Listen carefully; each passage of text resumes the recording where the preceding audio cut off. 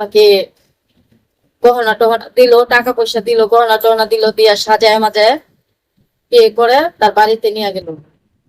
তার বাড়িতে নিয়ে যাওয়ার পরে তো এভাবে এভাবে চলতে থাকলো কিছুদিন। চলার পরে 1 মাস হয়ে গেছে। 1 মাস পরে পাসপোর্ট মাসপোর্ট কইরা ভিসা টিসা ওকে করে আমাকে সে বিদেশ নিয়ে গেছে তার সাথে করে।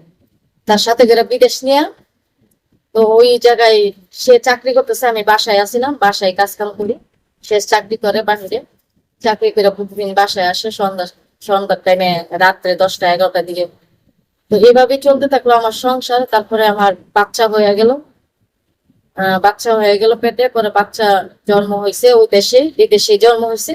বিদেশে জন্ম হওয়ার পরে আমি বাংলাদেশে একবারে চলে আসছি আমার স্বামীকে নিয়ে।